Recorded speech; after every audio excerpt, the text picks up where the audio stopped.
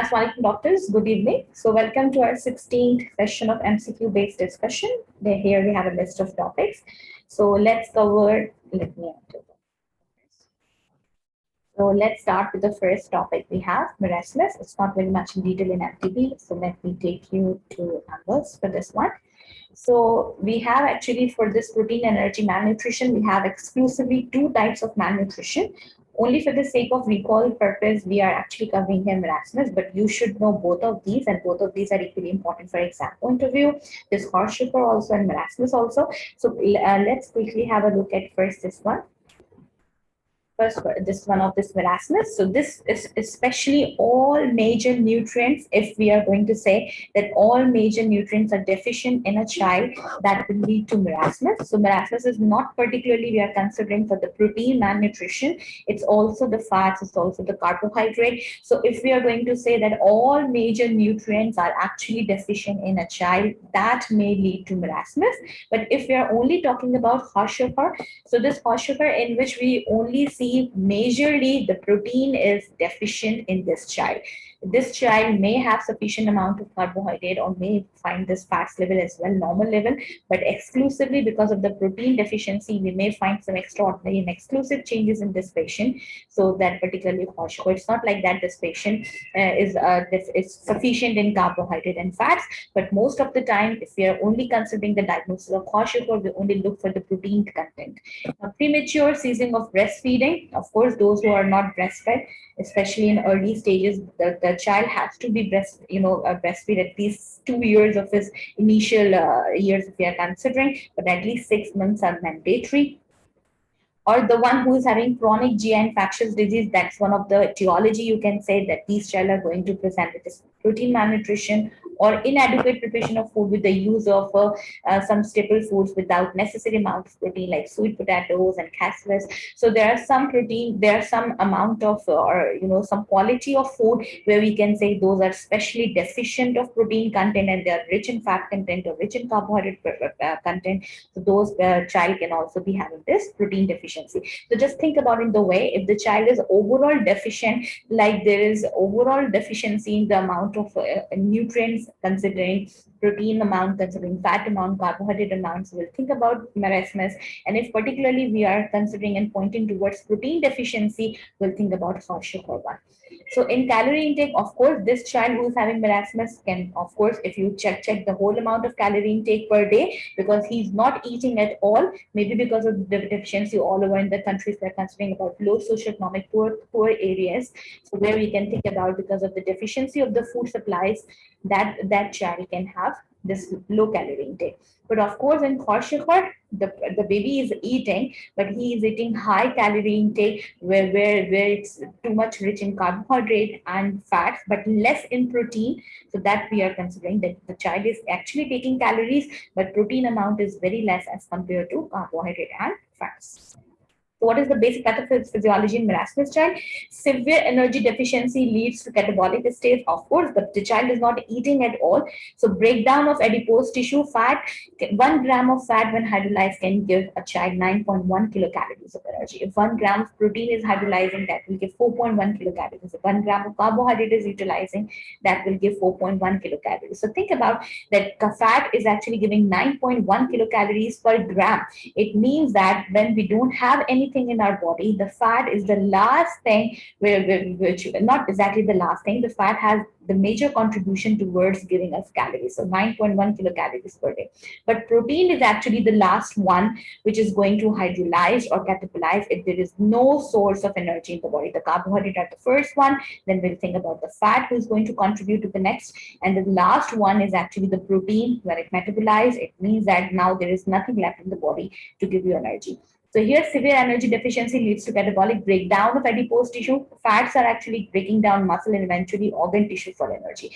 Now think that this baby is so much deficient. Now organs, tissues, they are going to catabolize and give energy to the brain, so that the vital organs, brain and the heart and kidney, so that they can work properly. But here, the lack of protein leads to muscle atrophy. Of course, here we are in horse sugar, we are considering about the protein malnutrition. So we'll think about the muscle atrophy. Muscle is going to, atrophize. There will be decreased plasma protein. So if think about everywhere in the body, the proteins are deficient. So if plasma proteins are deficient, plasma proteins are the one which, especially if you are considering albumin, that is the one who is going to maintain oncotic pressure. So if there is no plasma protein, there will be no maintenance in the oncotic pressure, and that's why there is no one who is going to hold water. Especially these proteins are actually working in such a way they actually hold the water inside the compartment. So that's why we can easily say the distribution of water content in the plasma, in the blood, in the cells, intracellular, extracellular fluid. So these are actually the proteins, and especially the albumin, who is responsible to making this complete composition of intracellular and extracellular fluid, and thereby there will be no edema in the body. But think about when there is no albumin, what will happen? There will be too much amount of water leaking into the extracellular spaces, and the child may present with excessive edema. So you will find this moon-faced child, especially in case of Kaushika. I will show you one picture where you can easily differentiate that this child having too much edematous body, the moon-shaped face will be there. Why? Because protein albumin is deficient, and there is no one who is going to maintain oncotic pressure, and the baby is going to present with this much edematous body. Decreased apolipoprotein, there will be decreased secretion of hepatic triglyceride and increase in large fatty liver. So there also you can have a clue why these babies are having a large fatty liver, because there is decrease in apolipoprotein synthesis, because again apolipoproteins are made up of proteins. So if proteins are deficient, these apolipoproteins will not be there, and that can lead to enlarged fatty livers. If infection is present, oxidative damage to cellular protein synthesis. So you can imagine why these babies are more prone towards getting infection, because again they are deficient in protein synthesis. There is oxidative damage to the cell is there, and think about all the catalysts and all the carrier proteins which are responsible. So of course the child can be very prone towards infection. Epidemiology, widespread in children living in resource-limited countries, of course, in sub-Saharan African, Asian countries, some sort of Central American, where we can see low social economic status area. And marasmus is most common, especially in African and Southeast Asian countries. So what are the key clinical features? So key clinical features in marasmus, how you will see profound muscle wasting. Of course, muscle wasting will be too much, and you will see just broomstick extremities. Think about broomstick, only just one stick, one line. The babies are going to present like hands and feet, this lower limb all represent just a broomstick. Loss of subcutaneous fat, because here the fat is actually oxidizing and there is a catabolic reaction occurring in the fat. Why? Because there is nothing, there is no fat, there is no carbohydrate, no protein intake at all. Pronounced chest bones, rib, facial bones. So every bones will be more pronounced because there is no fat to cover them. Failure to thrive, thin, dry skin, of course, partial irritable effect, and no edema. So why the child is not presenting with edema here? Because here overall there is deficiency of all nutrients, but especially if you are considering the deficiency of proteins, thereby creating an imbalance between the oncotic pressure, there we have to consider edema. But here everything is deficient, of course, then the body is actually adjusting itself in such a way that fats are actually oxidizing and producing energy, especially in marasmus child. Here we will see bilateral pitting edema. Edema will be there because of decreased albumin, rounded cheeks, moon face, again edematous, muscle atrophy is there, protein deficiency is there, distended abdominal edema is there, hepatomegaly, fatty liver is there because of the apolipoprotein deficiency, thin, dry, peeling skin, of course, dehydration is there, hyperpigmentation, hyperkeratosis, flaky skin. There's a flaky skin you are going to see in these babies, especially here. A flaky skin. Why flaky skin? Because of the denaturation of protein. Hair changes, dry, hypopigmented hair that falls out easily, apathetic effect. So here, the common presentation is like this one. So let me pull out one picture for you so that you can easily appreciate this child and this child.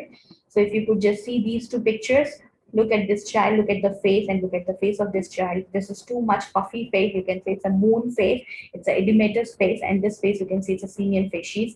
Bones are more pronounced here. Here you can also see, because it's especially a protein deficiency, but because of the protein deficiency, there's bulging abdomen ascites, too much edematous body because of severely affected protein deficiency. Here, this child is having all deficiencies, fat here, protein here, carbohydrate here. So you can see loss of muscle mass, everything. So thin and brittle here, but only the thing is that this child also the upper portion you can see all muscle atrophy is there, but belly will be too much edematous and face will be moon faced, so that you can easily differentiate with the Simeon facies and all this structure, which is just like a broomstick appearance of this baby. So you can easily differentiate. The only point which we are going to memorize here, that's the edematous body because of only deficiency in the protein content. And here the child is totally deficient. So go back to this one again. So how we are going to diagnose these patients? Of course, diagnosis will be clinical diagnosis. You can see, you can check, especially the weight. You can check these mean upper arm circumference. You can check edema, edematous state of the body. So totally, it will be a clinical diagnosis. For the treatment point of view, so if you are considering this lab test, of course, when you go for this CBC count, you will find anemia, you will find all the electrolyte will be low, like hypokalemia, hyponatremia, hypophosphatemia. Of course, albumin will be low because of protein deficiency. You will see less blood glucose, everything will be less. But in case of Kwashiorkor, there will be a more chances of infection. So in these patients, these children may present with increased CRP. So increased CRP is going to show there is some inflammatory conditions or infectious state going on in the body. So what we are going to give to these patients, of course, first of all, we have to hydrate our patients. Typically, oral fluid encourage as much as we can. Nutritional rehabilitation must occur slowly to prevent refeeding syndrome. What is this refeeding syndrome? A condition caused by rapid reinitiation of normal nutrition in a chronically malnourished patient. For example, patient with anorexia nervosa caused by a sudden shift from a catabolic to anabolic state and massive release of insulin, which causes severe electrolyte imbalance. So whenever the child is on prolonged starvation state, there is a prolonged deficiency of nutrient, and as you know, and you just started to refeed the baby, then what will happen?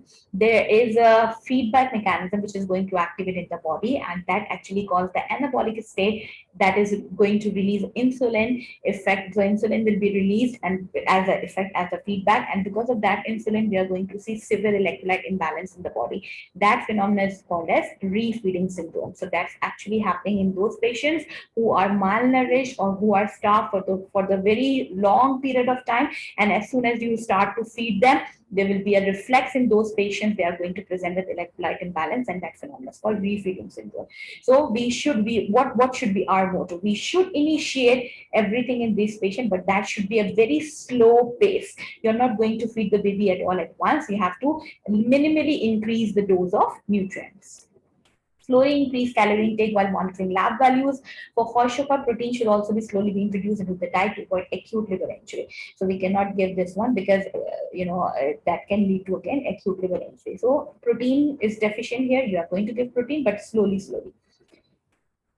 Now, if you're thinking about this one for secondary protein energy malnutrition, treat the underlying condition, whatever the patient is going to present with you, whatever the symptoms are there, you will give them. But in secondary protein energy malnutrition, the baby is malnourished, but not in very much a state that it's going to give you a clue that this is purely marasmus or purely Kwashiorkor. It's just a state which is just started and it's in the very beginning, in the initial stages. So you can just control the baby with this one. So if the baby is too much anorexic, it's not going to eat. If the cachexia syndrome is there, cachexia means a state of protein energy malnutrition secondary to an underlying illness. Maybe the baby is not eating, the baby is malnourished because he's having some chronic condition, maybe some disease condition is there, and because of that thing, say for example, the baby is having COPD or HIV or chronic renal failure, baby is there. So of course the diet in those babies are decreased. It's not like that the babies are actually starved and malnourished because of the deficiency of food in their country, but because of any disease condition. So in that condition, of course, we have to treat the underlying cause. Maybe we can give steroids, cover, and cannabinoids. So think about this one. That's actually not a cause because of intake dietary amount, but that is the secondary reason. The baby must be having any illness or any disease condition by which he is very anorexic and he's cachexia and he's not eating at all and he's presenting with early stages of protein energy malnutrition. So let's have a look at the question. We have one question here which says a 2-year-old African child. So of course we have to look for the country in order to make a diagnosis. So the country will help you and give you a clue that okay, it's maybe a low socioeconomic status. So what we can think and what should be our duties. And it's just a 2-year-old child. Is skinny with obvious muscle wasting. So you can see the obvious muscle wasting in this child, loss of body fat and no edema. So it's clearly saying loss of body fat, fat is missing. So it means that fat deficiency. Muscle wasting, it means that protein deficiency, and no edema. So if no edema is there, it means that it's not only a protein deficiency, but it's a combined nutrition deficiency. So whenever it says combined nutrition deficiency, what disease should become in your mind? So of course, it should be a marasmus one. Why not this one, muscle wasting syndrome? Muscle wasting syndrome cannot usually happen in a 2-year-old child, because muscle wasting syndrome is a disease condition in which there is a chronic illness history should be there in a patient, and that patient is restricted to bed. Most likely in old patients, when they don't exercise, they have physical inactivity, and they have some chronic conditions based on which their dietary intake is less, and with the passage of time, their muscles are wasted. That term is known as muscle wasting syndrome. Muscle wasting syndrome has nothing to do with the acute, deficiency or acute catabolic or anabolic state of a body, owing to the effect because they don't have food, they are malnourished, they are starved based on the countries and all that. There is nothing like with the muscle wasting syndrome. For muscle wasting syndrome, the patient should be old age and he has to have some chronic illness, and he should be physically inactive. Then only you can say this patient is having muscle wasting syndrome. Kwashiorkor, we have already discussed that this one has to be presented with edema. There should be abdominal belly edema, there should be moon facies, but here, of course, not. Pica is very irrelevant here. Pica is actually a psychological disorder where patients are actually eating some non-nutritional food. Say, for example, the one who's having a habit of eating, some dirt or sand or maybe ice or maybe something like wood or anything which is not going to add value to patient's nutrition. The patient is eating some non-nutritive things, so that is actually called pica. So pica has nothing to do with this in this question. So of course, that's a marasmus. So those who are eating pica, they can be absolutely normal. There will be no pathology in them sometimes. And sometimes they are deficient in hemoglobin. They have some worms history, worms in there because of eating this and that non-nutritive things. Okay, for the next one, we have to go for the theory first. I hope I'm audible. All of you are audible. Yes, Dr. Kaya. There will be protein deficiency in both conditions, but why there will be no edema in marasmus? Yes, because in Kwashiorkor, if we are talking about, there is particularly protein deficiency, so that's why edema is there.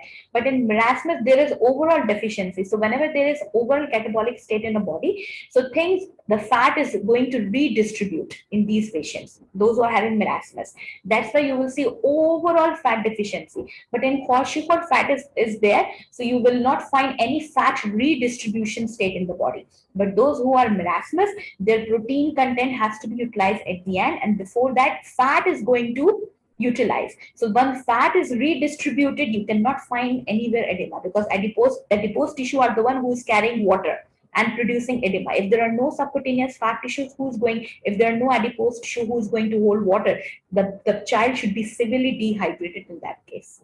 Are you getting me? Because fat is the one who has adipose tissue, and adipose tissue are the one tissue can carry. You have told a very good point. I never knew about this. Yeah. So, but no, that's the thing. The one who is more fatty, the one who is having more adipose content, it's going to hold more water. He is having retention of water capability is more in those who are having more adipose tissue. But especially in marasmus, there is redistribution of fat. So because of redistribution, the child will be severely dehydrated. No one is there to hold water.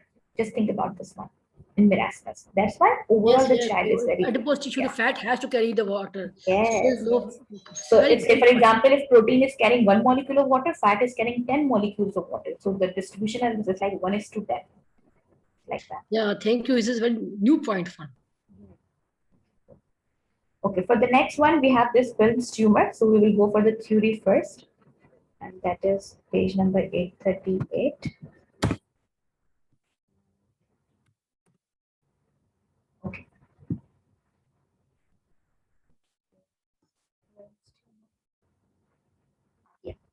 So it's very short, but it's okay. We should know some very important points as far as Wilms tumor is concerned. One very basic point for exam point of view, that whenever they're asking which is the following one who's the most common presentation of masses, especially in children. So whenever, if you are considering children, whoever is presenting with the most common presentation of abdominal mass, so whenever it says abdominal mass in a child, always think about Wilms tumor. That's one of the most important points here. So with Wilms tumor, a large palpable abdominal mass is felt. It is caused by hemihypertrophy of one kidney. due to its increased vascular demand. So we will see it is caused by hemihypertrophy. One kidney is going to, and especially the half of the kidney is going to be hypertrophied. Whenever it says hypertrophied, always think about that cells, if 10 cells are there in order to make a kidney, 10 cells will be there, but their size is going to be increased. So they are going to now occupy more space. Whenever we say hyperplasia, so think about if 10 cells are responsible to make a kidney, now they will become 100. So that is hyperplasia. So we are not here and saying that hyperplasia is there. We are saying only whatever the kidney cells are there, they are actually the half of the kidney cells have become hypertrophied. They're going to increase in size, not increase in number. So because of that, the vascular demand will be increased. Of course, when size of the cell is increased, the demand will be increased. You will see NIRDA is highly associated with this malignancy. So sometimes you will see this, especially NIRDA condition where there will be iris pathology. Of course, that's a tumor, but it's presented in just like a syndromic condition. Syndromic means that 2 or 3 things together you are going to see in these patients.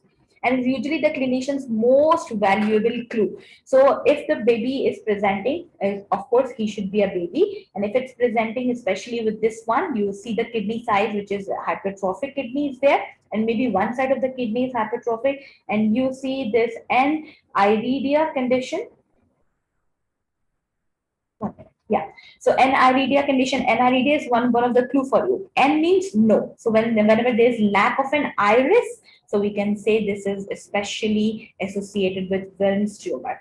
So it can also affect, lens. It can also affect optic nerve. Cornea also may be affected, but mostly the presentation is NIRDA. NIRDA means that lack of an iris. So of course the pupil is abnormally large and maybe oddly shaped. So that is one of the important clue on ophthalmoscopy with these children. They have hypertrophy of the kidney. They are presenting with this lack of iris. So we can think about this one. So of course, when you do the examination, you will find very big mass in the abdomen. So an affected child will show signs of constipation and complain of abdominal pain. So this will be the symptomatic presentation. The child is going to complain about the abdominal pain. He must be constipated. That is accompanied by nausea, vomiting. So if these symptoms are there, you palpate the abdomen, you find the abdominal mass, you check the eyes on ophthalmoscopy, you see lack of iris. So you will think about this Wilms tumor. How we are going to diagnose this one? Wilms tumor is diagnosed with abdominal ultrasonography. Of course, ultrasound is the best thing, which is the best initial imaging. And if we are considering the most accurate one, think about this contrast enhanced CT. So CT will be the most accurate one. The best initial will be ultrasound. And how you're going to treat this patient? Of course, there is hypertrophy, and because of the hypertrophy, there is increased demand, increased vascular demand. So we'll go for total nephrectomy with chemotherapy and radiation. Because it's a tumor, you can go for chemotherapy, you can go for radiation. Maybe you have to remove the whole kidney, although half of the kidney is hypertrophied, but we have to go for full nephrectomy. May be indicated based upon staging. Bilateral kidney involvement indicates partial nephrectomy. So of course, if both kidneys are involved, then we have to only remove the area which is tumor related. But if only one kidney is involved, we have a chance. We can only just remove the one kidney and other kidney will do the function. But think about if both the kidneys have the same problem, then we have to remove only that part of the kidney which is tumor related. That is because we know very well it's a hemi-hypertrophic kidney. So Wilms tumor, NIRDA, lack of iris, genitourinary malformation, and mental retardation is referred to as Wagner syndrome. So the child who is presenting with these conditions, where you can see Wilms tumor, you can see NIRDA, genitourinary malformation is also there. Some anatomical things are there. Mentally retarded baby, so WAGR. So that's the synonym for Wagner syndrome. So WAGR is taken from this one. W from Wilms, A from NIRDA, G for genitourinary, and R for retarded baby. So that's the syndrome result from a deletion of chromosome number 11. So of course, there's a genetic syndrome. Here we can see there is a deletion. The syndrome result from a deletion of chromosome 11. The gene is actually deleted from chromosome number 11. That is going to do all of these things. So if the baby is presenting with all of these features, you can say the baby is diagnosed with Wagner syndrome. Otherwise, Wilms tumor, abdominal mass will be there, and ultrasound should be the best one you're going to diagnose. Always go for the ophthalmoscopy and check the iris. If there is lack of iris, NIRDA is there, always consider Wilms tumor. So the one recall which is very common here for our exam point of view, which of the following is the most common intra-abdominal tumor in children? So in MTB, it is quite mentioned clearly in a bracket. See this one, Wilms tumor. Wilms tumor is the most common abdominal mass in children. So that is the most important here, and the recall is also based on this one. Otherwise, the question can be about best initial test, think about ultrasound, most accurate, think about CT scan, and Weger syndrome also will be important here. For the next one, we have to go for the theory one. So central precocious puberty, it's not very much in detail in MTB. In fact, it's not there in MTB. We'll go for Ambers. So when we are considering this central precocious puberty, it means that of course the puberty will be in very early ages. Say for example, if the girls are the girls' puberty age is between 11 to 13 years, maybe this girl is going to present at the age of 7. Or if the boy's range is again 12 to 14 years, maybe the boy can present with 8 years or 9 years of age. Here the puberty is there. And one recall is very common. I didn't find, in last 1 year, but they usually used to ask that which of the following sign is very much common pubertal sign in females. So females, of course, whenever the puberty is started, they usually present with the nipple buds. So whenever they say which is the first sign going to occur in females as a puberty sign, so first sign is budding of the nipples in females. When they are asking for the males, they usually have enlarged testes. So testicular enlargement is the first pubertal sign in males, and this nipping of the bud especially is the first sign. Budding of these nipples is the first sign in females puberty. So think about these two. Now here in central precocious puberty with elevated gonadotrophin releasing hormone, so this GnRH will be increased, and GnRH are the one we know very well. These are the gonadotrophin releasing hormone, so they are going to act on gonads and they are going to release FSH and LH, and the whole surge will be there. So we will see always in precocious puberty, GnRH level will be very high. So say for example, if the girl is presented to you and the mother is saying my baby is just 7 years old or 6 years old, why she is having enlarged nipples, why the secondary sexual characteristics are there. First, you need to check GnRH level. If GnRH levels are high, you can explain to parents that it's okay, it's a central precocious puberty, it's an early puberty. So of course, it's idiopathic. We usually don't know the cause, but maybe sometimes there are CNS lesions, sometimes there are intracranial tumors. Of course, when GnRH levels are too much high, you have to think about some tumor, because tumor is the one, especially in the pituitary, if it's there, it can release more and more amount of GnRH. And if there is more and more amount of GnRH, that can introduce puberty in early stages. So intracranial tumors, hematomas, gliomas, craniopharyngiomas, any kind of brain tumor is there, which can lead to precocious puberty. Trauma history, some infectious history can also lead hydrocephalus, again, this edematous condition of the brain, which is actually not following the tumor, but may increase the hormonal secretions. Obesity related precocious secondary sexual development can be there. Systematic condition, tuberous sclerosis, neurofibromatosis. Some tumors can also, other systematic tumors can also predispose to this precocious puberty. Some radiations can change the chromosomes and can release increased amount of hormones. So there may be many reasons. Mostly think about, we don't know the etiology. Mostly it's idiopathic. But one thing which should come in your mind, that should be related to brain tumor. So if any kind of brain tumor is there, that can cause the increased amount of GnRH secretion, can cause precocious puberty. So what is actually the basic pathophysiology? Early activation of hypothalamic hypophyseal axis. There will be abnormally early initiation of pubertal changes and early development of secondary sexual characteristics. You can always remember this nipping of the budding nipples in the females and testicular enlargement in the males are the first puberty signs. Now, for the clinical features, premature sexual development typically follows the normal pattern of puberty. So whatever the normal pattern of the puberty, that follows the same. But the only thing, it will happen early in the ages, 6, 7, 8 years, you will find. Symmetric development of secondary sexual characteristic or occasionally an isolated premature thelarchy or anarchomenarche. So if we are considering thelarchy means that a premature development of the breast without other. So only the breast development is there, the pubic hairs and other features of the puberty you're not going to see. So you will say only thelarchy in this case. Adrenarche means that maturation of zona reticularis of the adrenal leading to production of androgens and subsequent development of pubic and axillary hair. So the one girl who is presented with only this development of pubic hairs and nipple buds are not there, you can say the baby is having early adrenarche. The baby girl is having an early adrenarche. And menarche, of course, the onset of menstruation is there without nipple budding, without pubic hair. So you will say that's a menarche. So we divide this puberty into three states. That is one thelarche, adrenarche, and menarche. So thelarche is breast development, adrenarche is especially pubic hairs, and menarche is onset of menstruation. And this follows the same pattern. First budding of the nipple, then pubic hairs, and then menstruation. That should follow the same pattern. But if someone is presenting with isolated one, you can say particularly thelarche is there in the patient, adrenarche is there in the patient, or menarche is there.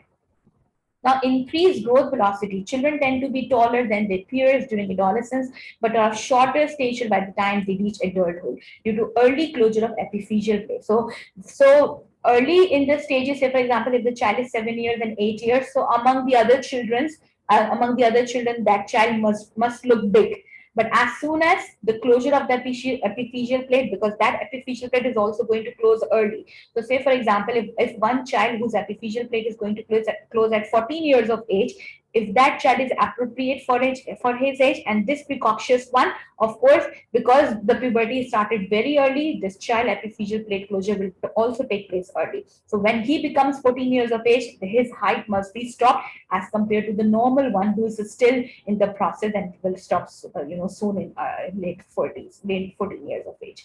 So I'm just saying, think about this one, that like in early classes, say for example, 7-year child, 8-year-old child, it's in class 2 or 3. So in class 2 or 3, with respect to the other peers, this child is having high height.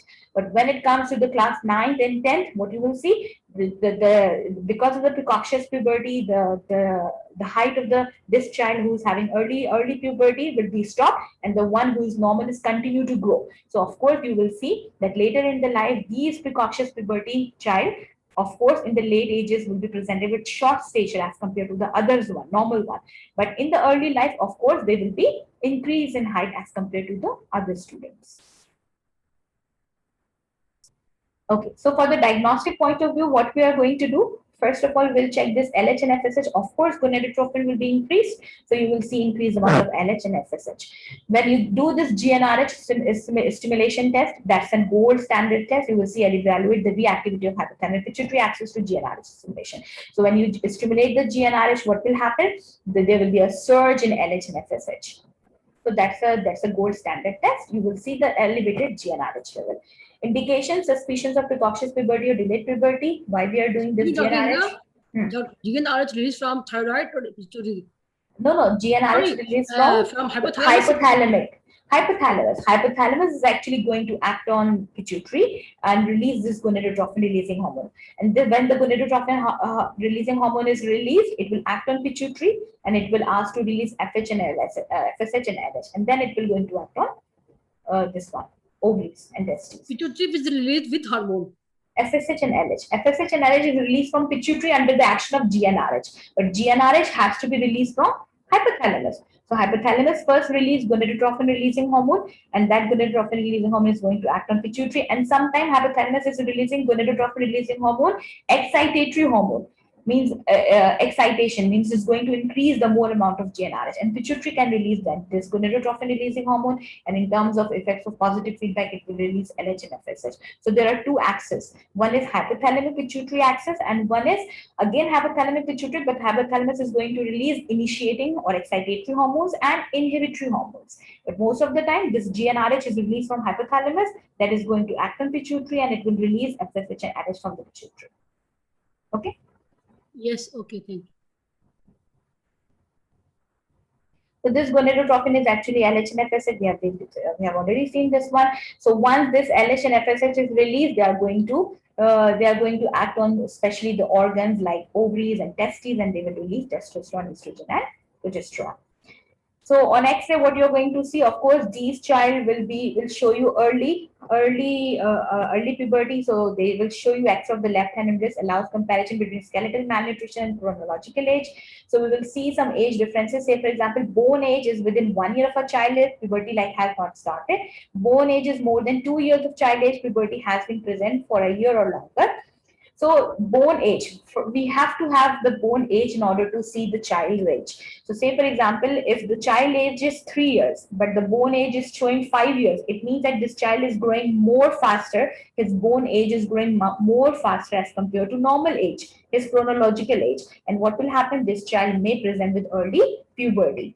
And this bone will be fused early. This apophyseal plate is going to close early in this child as well. So bone age should relate with the chronological age of the baby. If the bone age is getting higher, so think about those who are having higher bone age, they will soon, going to show early puberty. So say for example, 2 years old child, 3 years old child, if you check the bone age and if it's more than the normal, think about that this child is going to have early puberty.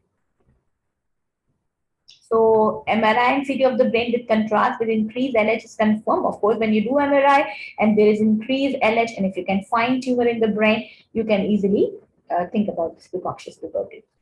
Performing girls less than 6 years of age, all boys and children with neurological symptoms. So those who are having some neurological symptoms and child age, if 6 years or less than 6 years, so mostly they present with this precocious puberty. Mostly 7 years, 6 years, this is the time period when the mother is coming to you and she must be very worried because there is early signs of puberty. Now, how we are going to treat these patients? Of course, these babies are having more and more amount of GnRH. So what we are going to give? GnRH agonist, that is leuprolide, this one to prevent premature fusion of growth plates.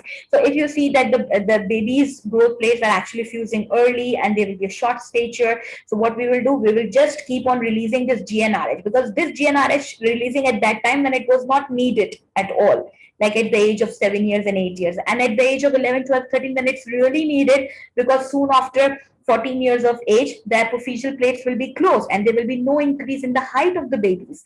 So what we can do, we should give GnRH at that time period when the apophyseal plate is about to fuse and still the baby's height is no longer increasing. So in order to increase the height of the baby, we have to give this GnRH at the ages of 11, 12, and 13. Although you can say that this baby has already achieved the high levels at early years, but when it comes to 11, 12, 13 years, the levels will be very low. But we don't want to, get that level low, because we want still the height should be increased in comparison to other students. The height should be increased at age of 14 years or 13 years. That is a typical time period after which the child is no longer going to show the increase in height. Height will be high. The height procedure will be stopped, because during puberty, soon after the pubertal age, like 11 to 13 years of age, what will happen? This growth plate of the bones is going to fuse and there will be no increase in the height at all. So what we will do, we will give this GnRH, especially at the time period of 11 to 13 years, just in order to increase the height of these babies who showed early puberty, right? Close monitoring of therapy. Follow-up is recommended every 4 to 6 months, of course, and manage underlying cause. Whatever the symptomatic treatment we can give, we can give. And if the mother is very worried about the child's stature, height, so we can give this GnRH agonist, who is going to, and this, especially the time period of this GnRH should be in between 11 to 14 years of age. Okay, so we'll see the question here. It says a 7-year-old girl is brought to the pediatric outpatient clinic because she's already showing breast development. Now, 7 years old. A breast development should be occurred at 11 years of age. So 4 years ahead if the baby is showing this one. So you can always think about precocious puberty. Appearance of pubic hair and acne. So pubic hair is also there and acne. So it means that not only thelarche is there, but adrenarche is also there in this patient. She is otherwise asymptomatic. Which of the following is the most likely diagnosis? So overall puberty is there. As this baby is showing, the only menarche thing is not there, but thelarche and adrenarche is there. So this baby is showing puberty changes. Now, what do you think? Do you think it's an ovarian tumor, or do you think it's a central precocious puberty or gonadotrophin releasing tumor or lesion in the central nervous system? So see, in order to make a diagnosis of ovarian tumor, we cannot say it's ovarian tumor just only on the basis of presentation. First, we have to have the levels of estrogen. If the androgens are very high in number, and then only we can think about ovarian tumor. And ovarian tumor, we have some cancer markers also like CA125. That's another precursor where we can say ovarian tumors. Just based on the presentation of the symptoms, you can never ever make a diagnosis of tumor.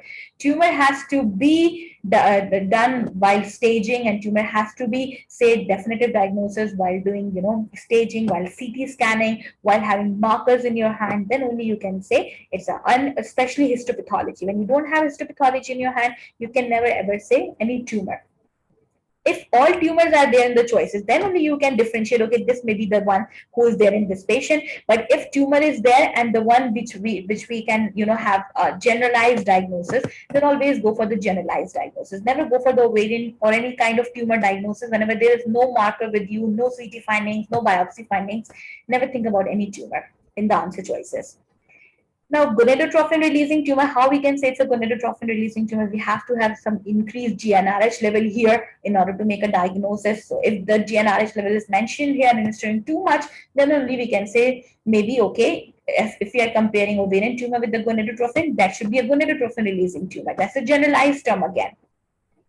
But of course, GnRH level is not there, so we cannot go for this GnRH tumor. Lesion in the central nervous system. See, lesion in the central nervous system is a very vague term. Very vague. What do we mean by lesion? Lesion may be tumor, lesion may be infection, lesion may be abscess, lesion may be anything. So just by saying lesion in the CNS cannot pertain to this thing, most likely diagnosis. Most likely diagnosis means that only on the basis of the things which you have in your questions, can you make a diagnosis? Can you think of anything? So of course, here only has mentioned the thelarche and adrenarche is there. That is a precocious one, early from puberty age. So we can always think about precocious puberty. We'll go for central precocious puberty as we have excluded. Yes, is a tumor and in the nervous system. Excuse me. Yes. Ask. Come again. And C and sorry. जी बोलिए Dr. Taira. I can hear you. C and D will be ruled out on the basis of scans. Yes, C and especially A also, ovarian tumor. How you can say ovarian tumor? In order to say ovarian tumor, you have to have CT scan biopsy result with you, right? And especially gonadotrophin releasing tumor, it's also a very generalized term, because gonadotrophin releasing tumor means that it may be related to hypothalamus, it may be related to pituitary, it may be related to ovarian pathology. So again, this is a very generalized term, gonadotrophin releasing tumor. But say, for example, if you have only these two choices, ovarian tumor and gonadotrophin releasing tumor, what should be your answer? If only these two choices are there and this is the same question, then you can say, okay, gonadotrophin maybe, because in terms of precocious puberty, GnRH is the one who should be very raised. So there can be anything which is related to increased level of GnRH, that should be a tumor. So in these two, then you will choose GnRH tumor. But once you have this overall central precocious puberty is mentioned, you will never go for the diagnosis of tumor, because in order to make a diagnosis of tumor, you have to have CT scan result, you have some biomarkers result with you, plus biopsy findings. Then only you can say it's a most likely diagnosis. Otherwise, never go for any tumor answer choices. Right? Okay, Dr. Hira, we will give GnRH agonist, but at the time of presentation, 6-7 years when the baby child is no, we usually don't give at the time of no, not at the time of 7 and 8 years. We usually give GnRH when there is a time of normal puberty. No, GnRH we will give at 13, 14 years to prevent their growth and epiphyseal fusion, everything. But we will do at presentation as 7 years. See, you sure? No, I'm 100% sure. You never give GnRH at the time of 7 years. At the time of 7 years, we usually go for the symptomatic treatment. Say, for example, if underlying anything is there related to infection or something which is bothering the baby, we can just provide treatment to that one. We'll wait till 11 years. At 11 years, when we are thinking now the baby is going to, show the epiphyseal because bone age is now complete, at that time you have to give. So not exactly 11 years. You can start at 10 years also. No, Dr. Hira, I understand. We have don't have to give GnRH at 7 years. I'm asking you what we will do at 7 years. Nothing, only symptomatic. Mother is concerned about the daughter's growth, overgrowth, everything. What we will do at that time? Only only reassurance, supportive therapy, and we will ask them to. We will go for the treatment option, but sometime later, not now. Or supportive. If you think reassurance and supportive means that you are just going to counsel the parent that it's okay. This is we have to rule out. We have to go for some test. We have to go for the CT scan of the brain just in order to rule out if the baby has any tumor pathology. If that's so, we will just start the treatment. Okay. If we cannot find anything, it's idiopathic, then we don't do anything. We just wait till 10 years or 11 years, and then we will start treatment for her, especially for her height.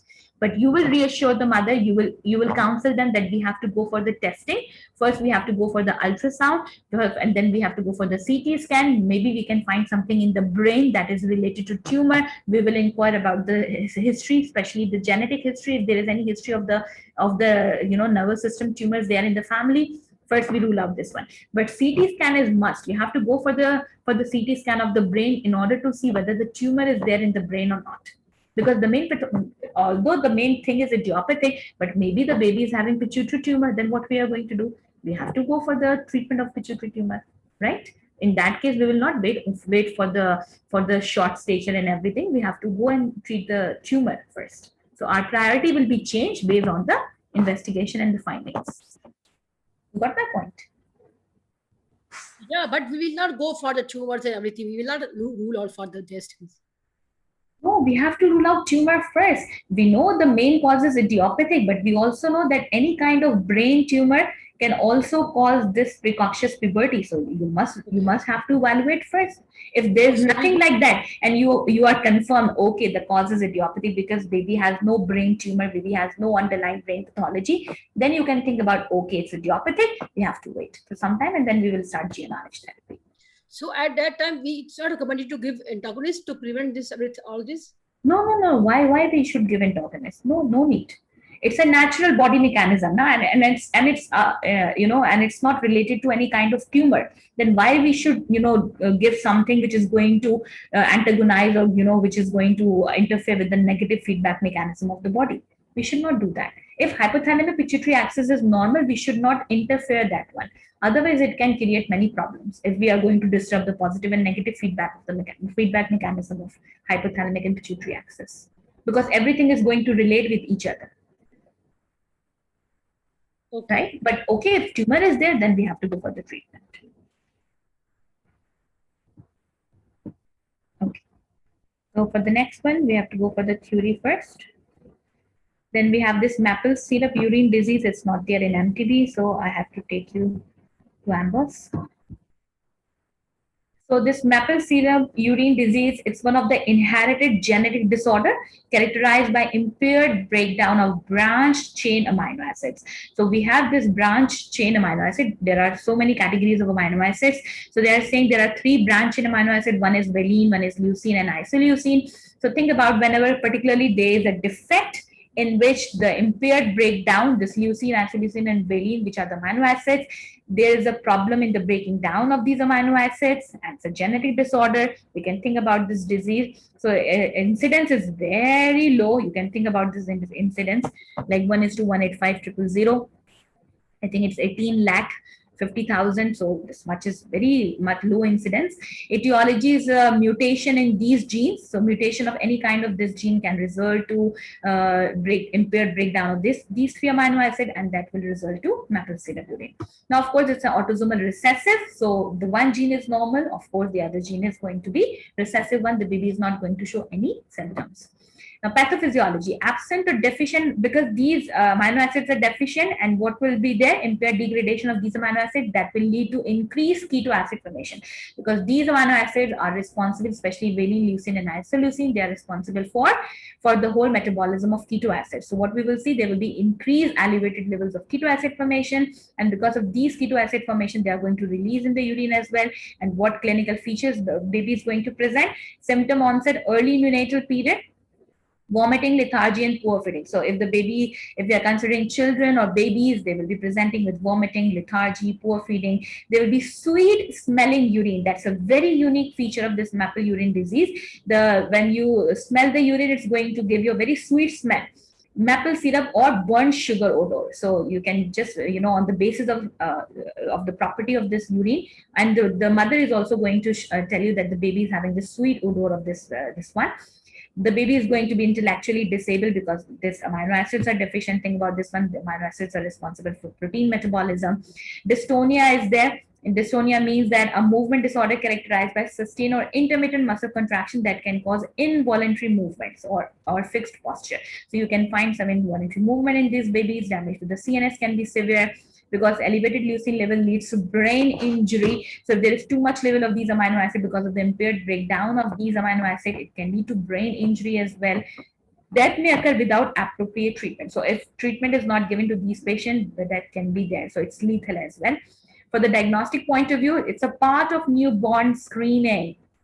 As soon as the baby born, we have to go for we have to take the baby, for series of screening testing that should be done without leaving the hospital. So here a combination of tests performed on newborns via heel prick blood sampling. We just go for the blood sample, and we will check cystic fibrosis, we will check hypothyroidism, we will check sickle cell disease, we will check galactosemia, and we will check also these amino acids breakdown impairment thing. Maple syrup urine disease also has to be ruled out before discharging the baby. So that's a routine postnatal screening part of the babies. So it means that the baby will not be missed if he is having this one, because it's a natural routine screening thing. And it's very lethal. If you're not going to give this appropriate treatment, the baby can die. So think about this one. That's a natural screening procedure, that soon after the delivery of the baby has to be screened for this one, maple syrup disease. And but of course, those who are actually going to deliver at home or home deliveries, they are going to miss everything. They are going to miss not only this vitamin K, not only going to present with hemorrhagic disease of the newborn, but also present with any kind of thing that should be screened at early ages. So increased levels of alpha keto acid, especially leucine alpha keto acid. So of course, as for the diagnostic point of view, you want to see alpha keto acids. If these levels are high, think about this one. Increased levels of leucine isoleucine valine, think about this one. Hypoglycemia, because there is less metabolism. Urine presence of abnormal branch chain hydroxy fatty acids and keto acid, hydroxy acid. So you can easily diagnose on the basis of serum levels and on the basis of urine diagnosis. Now, treatment: avoid food containing this all amino acids. So we will avoid especially these contents of having these branch chain amino acid, supplementation of thiamine and cofactor of branch chain alpha keto acid dehydrogenase. So if this keto acid is going too high in the bodies of these patients, we have to give an enzyme which is going to antagonize that effect. So you are going to give alpha keto acid dehydrogenase enzyme. This dehydrogenase is going to act on alpha keto acid, and it's going to antagonize the effect of keto acid, because there is too much amount of keto acid in these babies. So we will give some antagonist in order to prevent that. Ultimate ratio, what we can these babies, if appropriate treatment is not given, then there will be a chance that we have to go for liver transplantation, because liver is the one who is responsible for formation of these amino acids. So let's have a look at this question. Here the question is saying, a 3-day-old, 3 days old, is brought to the pediatrician clinic with the refusal to feed, vomiting, inactivity. So just a 3-day-old child, and he's not feeding, he's very inactive, he's vomiting a lot. The infant was born at term with no perinatal problems. The infant urine smells like burnt sugar. So it's a very clear cut clue for us that the infant sugar, this urine smells like a burnt sugar. And this one, 3 days old, he's not eating, he's vomiting a lot, he's inactive. So which of the following is the diagnosis? Of course, we'll go for, based on the presentation, we'll go for maple urine, burnt sugar, smell of burnt sugar. UTI, of course, UTI will not present with this inactivity. For UTI, mostly the children are presenting with, there must be a fever, shivering history in there, and of course, there will be decreased amount of urine. Urea cycle disorder, you cannot say something urea cycle disorder if you don't have anything, based only on the symptoms. You cannot deduce any kind of tumor, any kind of disorders or syndromes. Phenylketonuria, that's a very particular related to phenylketone, especially, and for phenylketonuria, there should be raised level of phenylalanine, especially in the urine, in order to make a diagnosis of phenylketonuria. And these babies will not present with vomiting and inactivity and feeding history. And of course, there will be nothing in there in the urine like smell like burnt sugar. So we can easily make a diagnosis on the basis of symptoms.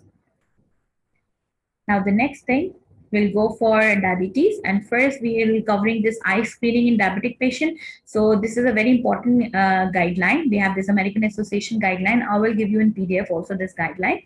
On the basis of this guideline, we will cover the diabetes in detail, but let me show you this guideline first. So as per this guideline, okay, screening, especially screening of eyes, is a very important question which they usually ask in exam, and you have especially for type 1 and type 2. What is this?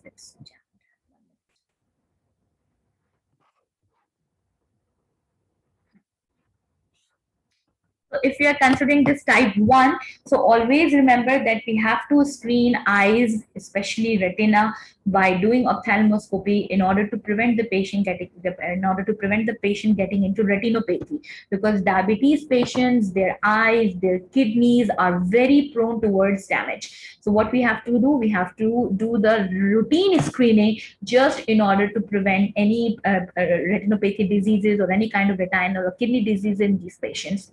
So especially when we are considering this eye screening in diabetes, so always remember that's a guideline. You have to memorize like that. In type 1 diabetes, as usually it's a genetic one, the most likely in the early ages you recognize that this patient is actually a diabetic one. So early ages, and mostly children are presenting with type 1 diabetes. So always think about, whenever there is type 1 diabetes, you have to screen their eyes 5 years after diagnosis. Say, for example, if the baby is presenting to you and he is diagnosed with diabetes mellitus type 1 at the age of 5 years, or maybe at the age of 6 years. So what you will do, you will check his eyes for any kind of retinal changes after 5 years. And then after 5 years, you will do every year, annually. So what is the protocol? For the type 1 diabetes, you have to go for the eye screening after 5 years of diagnosis, and then yearly. That's for type 1. Now for type 2 diabetes, you will memorize this thing for type 2, because type 2 usually presented in those patients who are obese and mostly in the middle ages and the old ages. So what we are going to do, we will just do the eye screening as soon as we diagnose the patient. Say, for example, the patient presenting to you at the age of 30 years and he is very obese, and now he is having this high levels of fasting blood sugar, and you confirm that this is type 2 diabetes mellitus. So what you will do, you will soon ask your patient to go for the ophthalmologist and get your eye screening done just now. Once on the day when you diagnose the patient with type 2, you will ask your patient to go for retinal screening or this ophthalmology screening, eye screening. So at the time of diagnosis for type 2, and then yearly, and then annually he has to go for the retinal checking. But for type 1, at any age, whatever the age of the child is there, after 5 years of diagnosing particularly type 1 in your child, after 5 years, you will ask for the retinal screening, and then yearly, and then annually. But for type 2, at the time of diagnosis, and then yearly. So that's a major difference between type 1 and type 2. So many questions you're going to see in different recalls, where they're just asking what is the protocol for type 1 and what is the protocol for type 2. So I hope it will be clear to you, and I will share this PDF with you. For type 1 diabetes, eye screening after 5 years of diagnosis, and then yearly. For type 2, at the time of diagnosis, and then yearly. Dr. Hera? Yes, dear. What about LADA and the other one, Modi? These type of Modi also, these are the genetic one. So the same procedure after 5 years of diagnosis, and then yearly. Any kind of genetic one. Okay. Yeah, type 1. These are the types of type 1, yes. So an 8-year-old boy present for follow-up. He was diagnosed with diabetes mellitus type 1. So 8-year child, he's having type 1 diabetes, okay. What we will do, he's compliant with his insulin dose and everything is okay in this patient. When should an ophthalmology evaluation perform? It's okay, he's diagnosed at 8 years of age. You will not right now send him to the ophthalmologist. You will wait for 5 years, because that's a guideline, that's a protocol for type 1.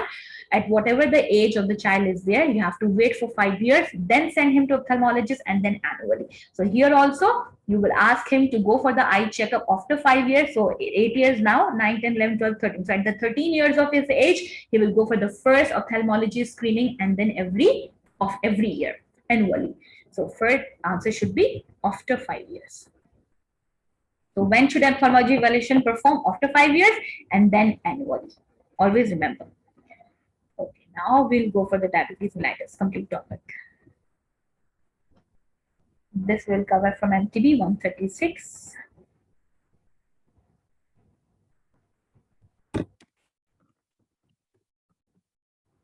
Okay.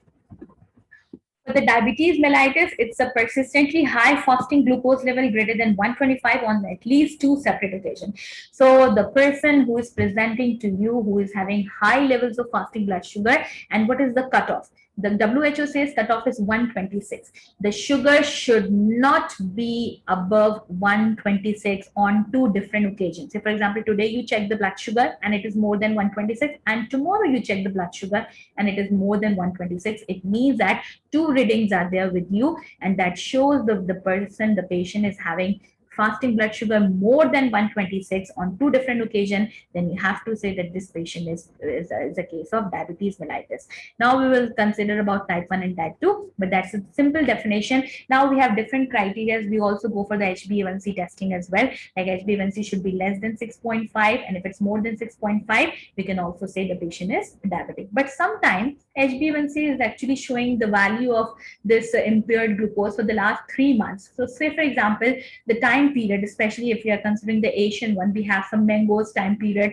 In summer, we have lots of mangoes, and we usually eat lots of mangoes. We usually take lots of amount of sugar, carbohydrate during these time period. So if you check my HbA1c, maybe at the time of summers, you may find increased HbA1c. So, totally on the basis of HbA1c, it should not be a good idea. You have to go for the fasting blood sugar at once.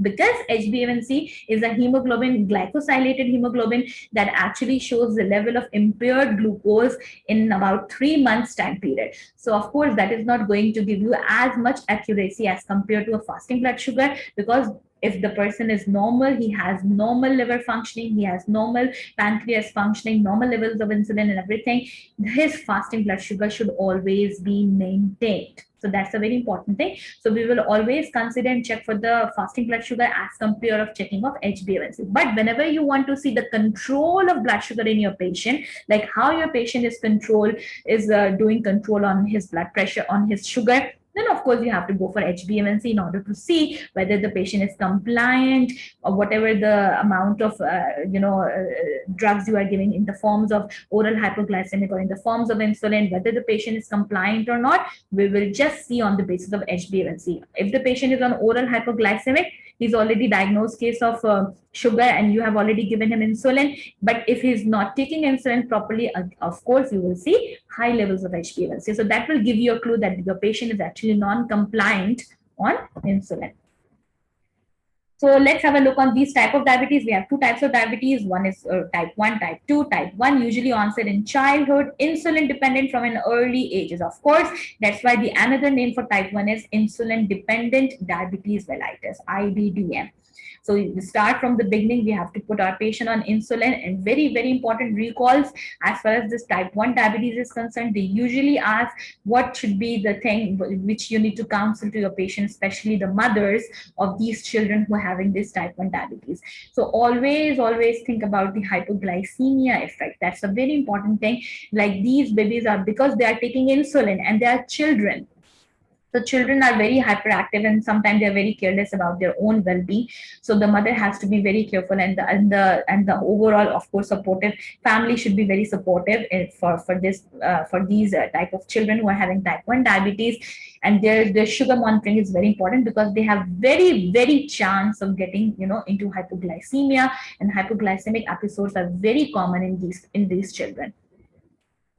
So we actually need to train the mothers. If the child is actually going into hypoglycemic effect, what you're going to do, we have to train the mothers. We have to train the child care, or whatever nanny is there, and whoever is there who is after taking care of the baby. We have to counsel them, train them how to use this glucagon intramuscular injection, because that's an antidote for hypoglycemia. They should know how to use and how to give intramuscular injection, especially the mother and the caregiver of this child.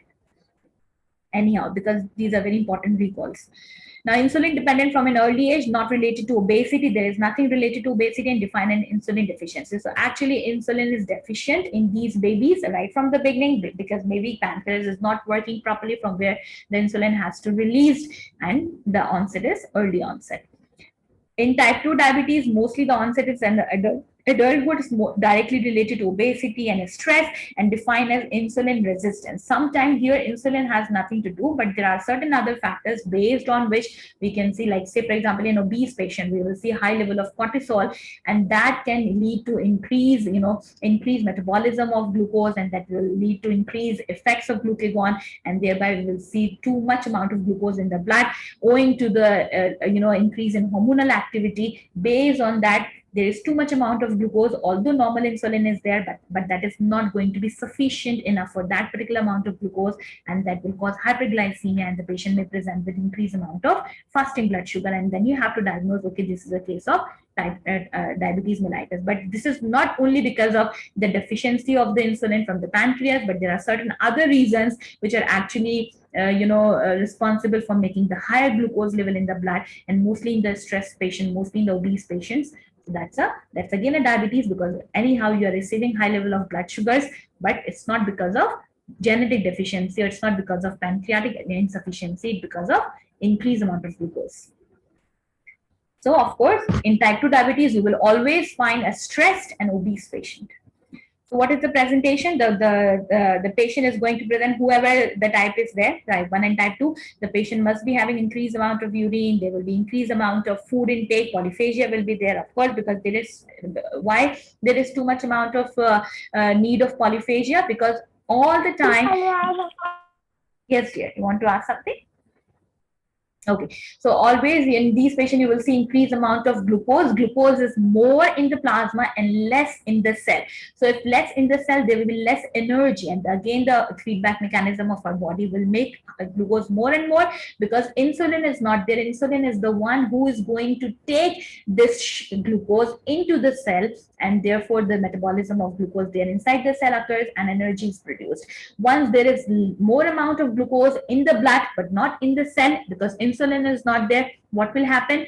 The hunger will be increased. Why? Because the body mechanism will think that there is no sugar, although the sugar is there, the glucose is there, but it's in the blood, it's not inside the cell.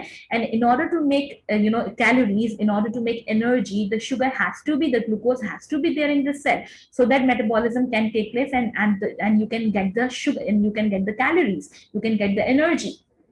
So why we are having this polyphagia, hypothalamus feeding centers is stimulated, because they are actually receiving the impulse from the cell that there is no glucose. Glucose is there, but not inside the cell, inside the blood. But hypothalamus is receiving the impulse that there is no glucose in the cell. The person is not having energy at all. Please ask the person to get feed. That's why the reflex mechanism activated, and the patient is having more and more hunger, although he is already having too much sugar, but that sugar is not inside the cell, that's inside the blood. Why inside the blood and why not inside the cell? Because insulin is not there. Insulin is the one who is the carrier protein for glucose, who is going to take glucose from the blood into the cells. So that's the whole mechanism why they are having too much polyphagia in diabetic patients. Polydipsia also, there will be too much increased amount of water just in order to hydrolyze for the hydrolysis. So these are the most common presentation. Type 1 diabetics are generally thinner than type 2, and type 2 is more resistant to diabetic ketoacidosis. So because natural phenomena is not occurring in type 2, so of course we are not going to see much diabetic ketoacidosis cases in type 2, but they are more in type 1. Anyhow, they can be there. Both type present with decreased wound healing. Of course, too much amount of sugar will impair the healing process. So whether it's a type 1 diabetes or type 2 diabetes, these patients will always present with, if wound is there, wound healing will be delayed. That's why it is very important in post-operative patients who are diabetic, we need to control their sugars. Very strict monitoring should be there. The patient should be on sliding scale on insulin before also and after procedure also, just in order to protect the patient from wound getting damage, more and more damage to the wound. Now, for the diagnostic point of view, 2 fasting blood glucose, we have already mentioned this one, that should not be more than 125, 126. WHO says 126. Single glucose level above 200 with above symptoms. So, if 2 patients who are having, if one patient who is having 2 fasting blood sugar greater than 125, or a simple fasting sugar is more than 200, simple glucose level, single glucose level above 200 with above symptoms, like these symptoms are there, and increased glucose level on oral glucose tolerance testing, that is OGTT. On OGTT also we have to give some amount, like say for example 50 gram of sugar or 75 gram of sugars, and we check the blood sugar readings on like one hour after having this sugar and 2 hours, and we'll see the readings, and if those readings are impaired, we will say okay, this patient might be diabetic. Or hemoglobin criteria, also HbA1c criteria, if it's more than 6.5, we can say if the patient is diabetic. But again, I will emphasize that it's far better to, instead of going HbA1c, it's better to go for fasting blood sugar level, especially on 2 occasions, and go for the OGTT testing. And of course, in combination, you can also go for the HbA1c just in order to make a confirmed diagnosis. So how we are going to treat our patient? Of course, we'll ask them for the weight loss. If obesity is the factor for the type 2, we'll ask them for supportive treatment, like weight loss should be there as much as 25% of cases of type 2 without the need for medication, since decreasing the amount of adipose tissue helps decrease insulin resistance. Because in type 2 patient, the most important thing is insulin resistance because of more and more amount of adipose tissue. So what we will advise to these patients, of course, weight loss. Weight loss is the best supportive care for these patients. So once the patient is diagnosed with type 2 diabetes mellitus, we will not always put our patients on oral hypoglycemic. We will always ask them for, change their sedentary lifestyle, go for the physical activity. And after 6 months of this supportive treatment, if still the patient is not on any control, then we have to start oral hypoglycemic. It's not a good idea to start oral hypoglycemic soon after diagnosis. Now, what kind of oral hypoglycemic we can give? The best initial drug therapy with oral metformin. So, of course, in type 1, we usually start with the insulin first, but for type 2, we can start with the oral hypoglycemic metformin. Sulfonyl ureas are not used as first-line therapy because they increase insulin release from the pancreas, thereby driving the glucose intracellularly, increasing obesity. The goal of therapy is hemoglobin A1c should be less than 7%. There is a one major side effect of sulfonylurea. I think about this one because it's important for our MCQ point of view.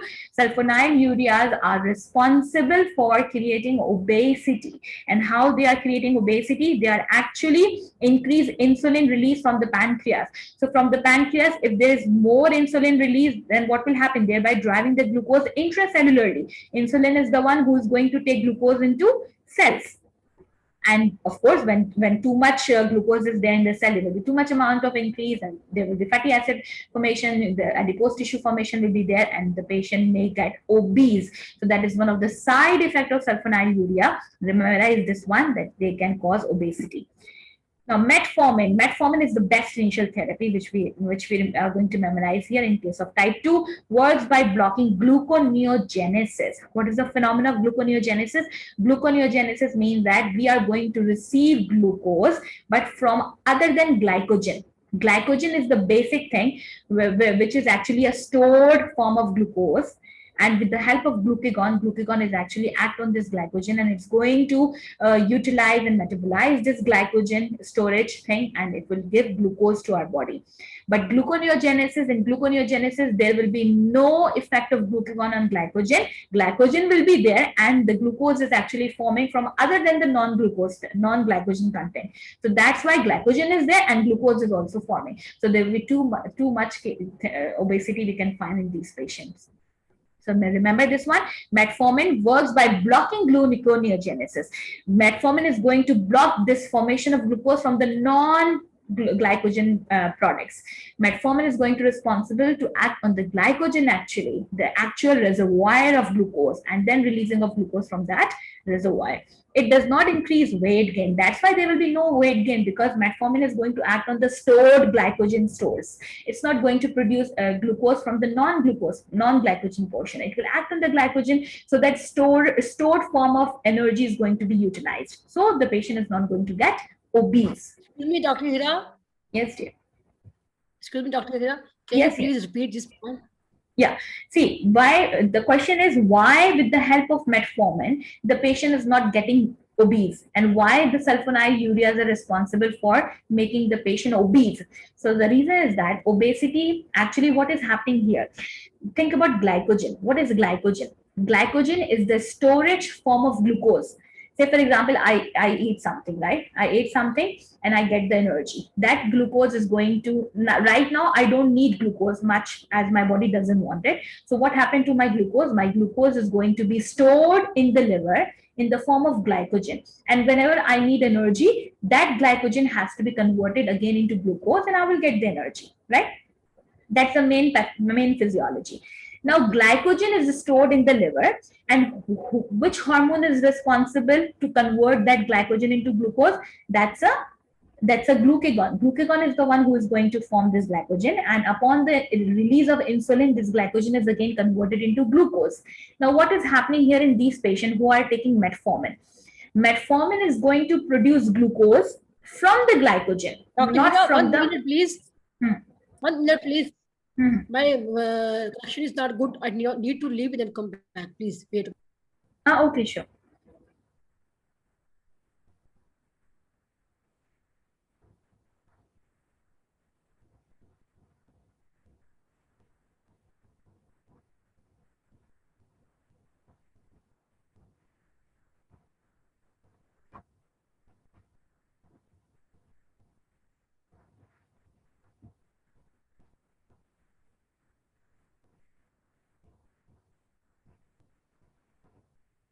Okay, now can you hear properly?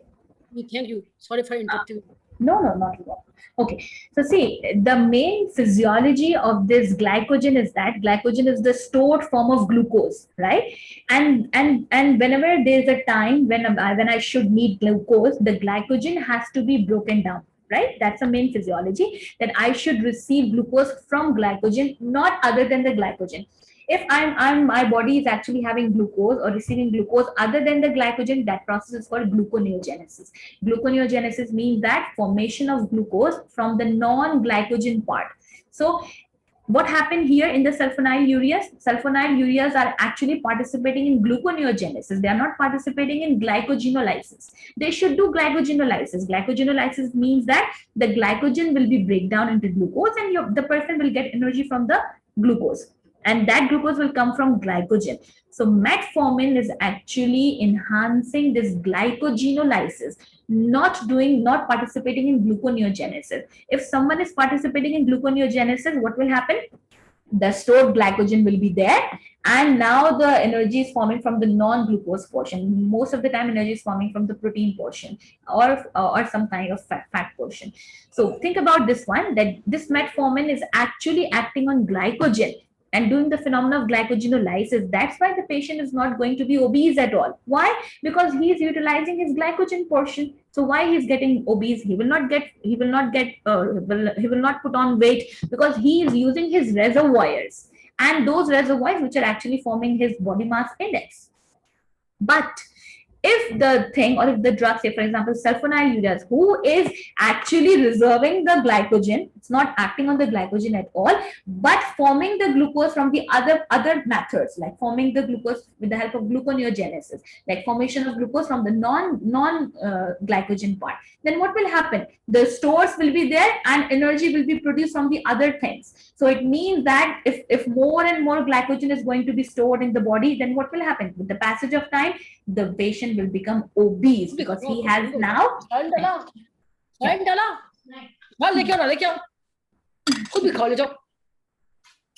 Okay, Dr. Terim, I should put you on mute so you can unmute yourself and ask whatever you want. Okay.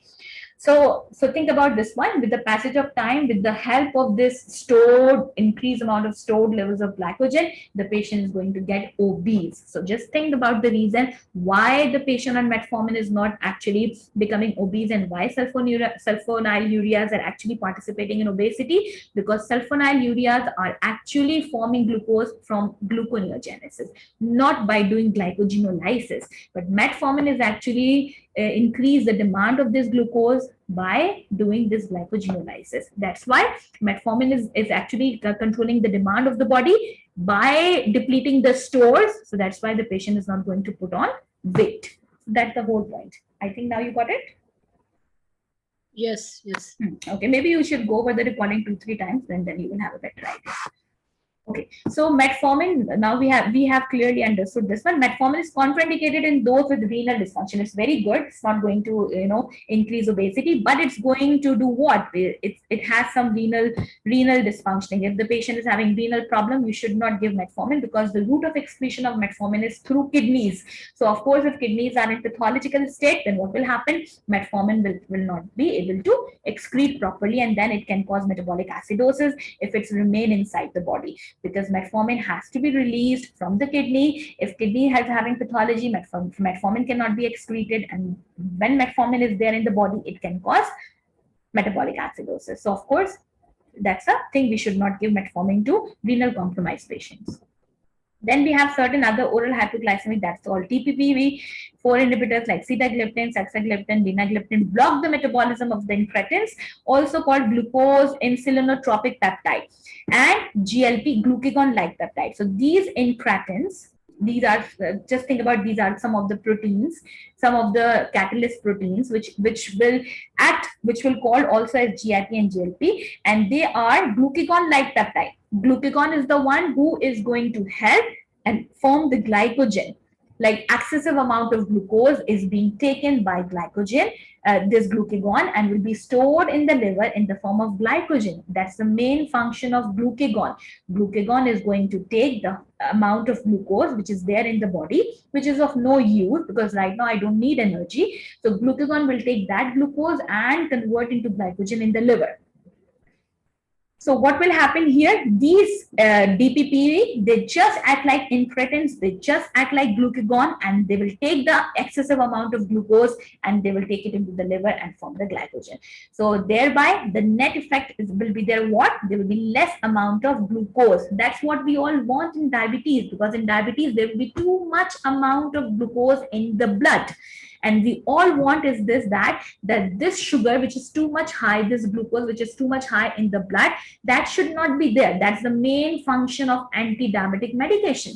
So just think like this incretins, they work like glucagon. They will take this DPPV, this all sitagliptin, saxagliptin, they will just work as glucagon. They will take the excessive amount of glucose and they will take into the liver and convert them into glycogen. So the net effect will be what? There will be less amount of glucose in the blood, and that's all you want. We all want that glucose should be less in blood.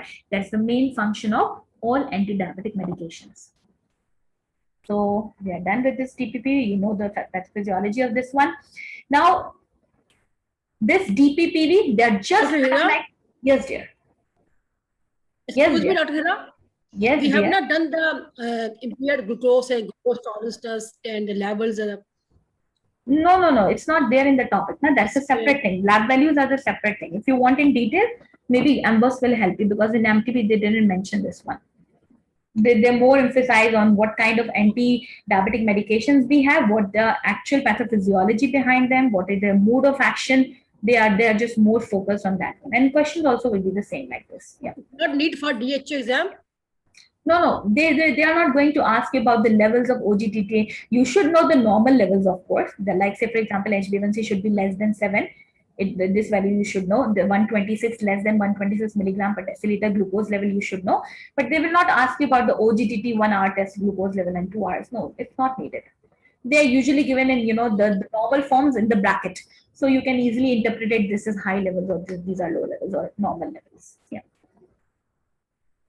Okay, so then we have this some other thing that is called incretin mimetics. So we have particularly incretins. Those are called DPP medications, and we have some incretin mimetics, like just like incretin. They are not actually incretin, but they are just like incretin. So we have some other drugs like exenatide. So whenever tide is there, you will think about these are not incretins actually. These are just incretin-like. Incretin-like means that incretin mimetics.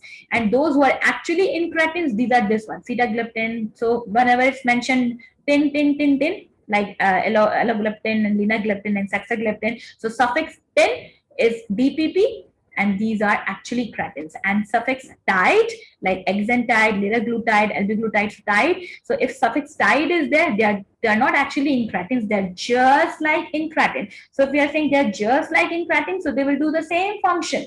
Incretin will do the function like glucagon. The function of glucagon is to take the glucose from the blood and it will take into the liver and convert that glucose into glycogen. So the same function, but it's not actually incretin, it's just incretin-like. So they are ending with the tight word.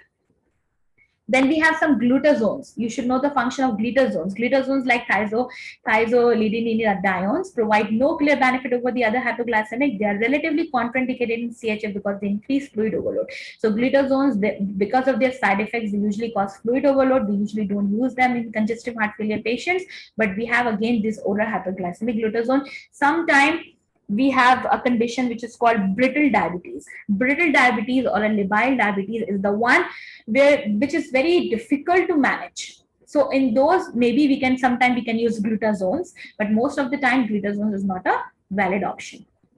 But in those patients who are having brittle diabetes means that the diabetes is not controlled on any medication. You have provided so many combinations, but still the patient is not responding. In those patients, you can think about this glutazones. Otherwise, no need.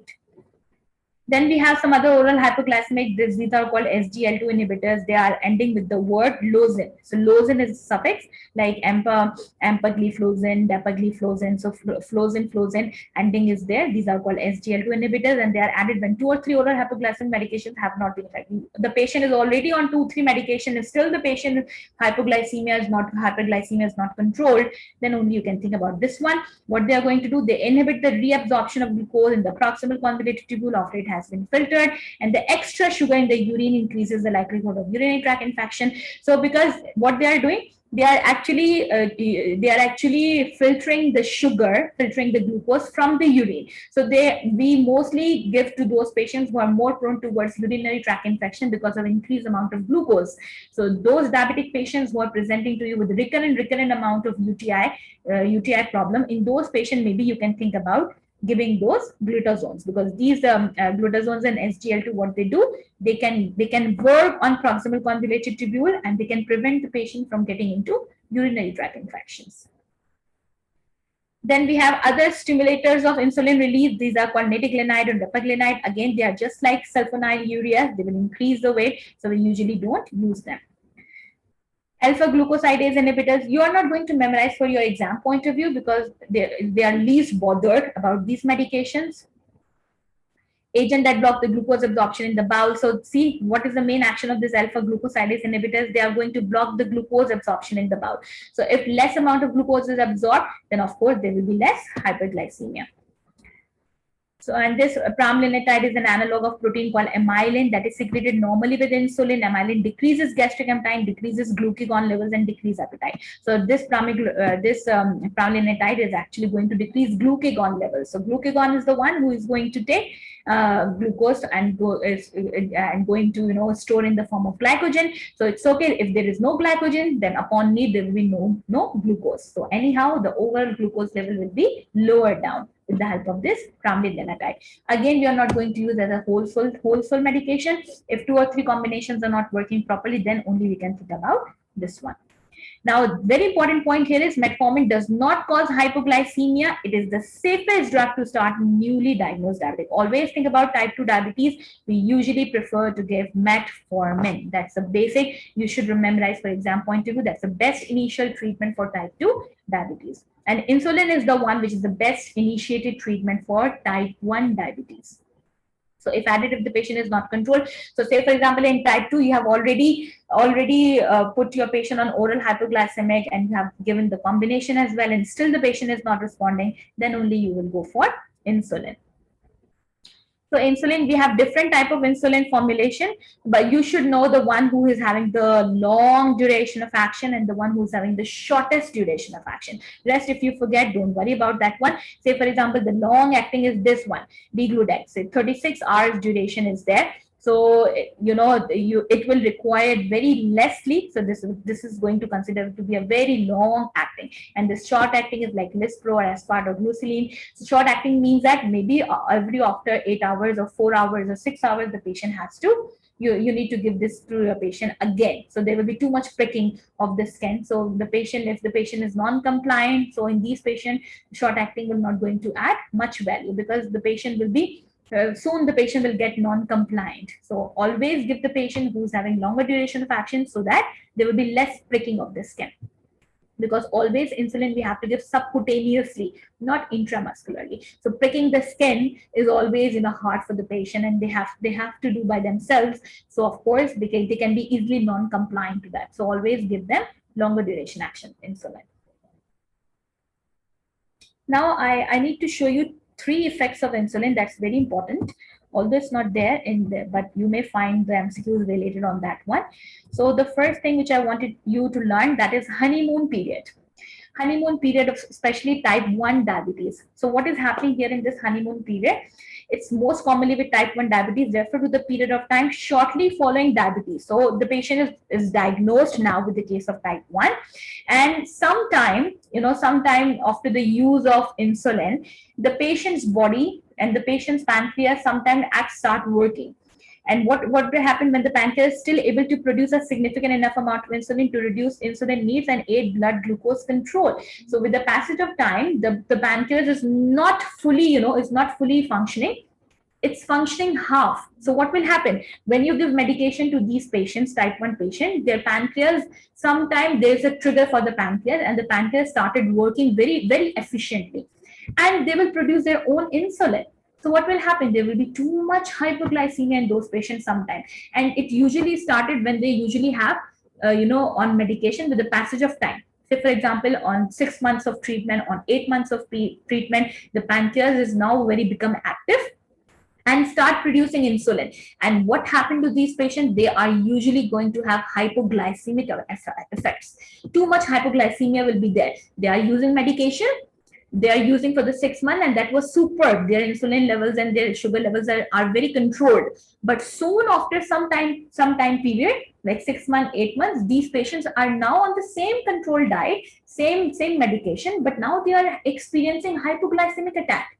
So it means that the pancreas has started working, and some part of the pancreas started working, and the patient is now producing their own insulin. That's why they are undergoing this hypoglycemic attack. So that phenomenon is called honeymoon phase or honeymoon period. So always choose honeymoon period when the question says, like, type 1 diabetic child present to you after certain period amount of medication time period, and now he is having more and more hypoglycemic attack. Although the diet is not changed, the medication dose is not changed, everything is okay, but now the child is experiencing more hypoglycemic effect, then always think about that the child is having honeymoon phase time period. Like in this time period, some part of the pancreas of the child is working and now started producing insulin. That's why the child is having this attack, hypoglycemic attack. So that period is called honeymoon period. So for honeymoon period, what you will remember? Type 1 diabetes in children, hypoglycemic attacks. Now there is another phenomena which I want you to memorize here. This is called dawn phenomena. I have provided the link of all this one in notes, so you can easily go back to these portions and you can read by themselves. But what is dawn phenomena? Dawn phenomena, here you can see, occurs when hormones, some hormones, say for example cortisol hormone and glucagon and epinephrine, are released by the body, causing the liver to release glucose. So here in dawn phenomena, there is an increase in blood sugar in the morning caused by the body's release of certain hormones. Like most of the patients, when they check themselves, their fasting blood sugar, they will say to you, doctor, the whole sugars are controlled. Random sugar is controlled, pre-lunch, post-lunch is controlled, pre-dinner, post-dinner is controlled, tea time sugar is controlled. But why my fasting blood sugar is always raised? Why early in the morning when I check my blood sugar, that is always high?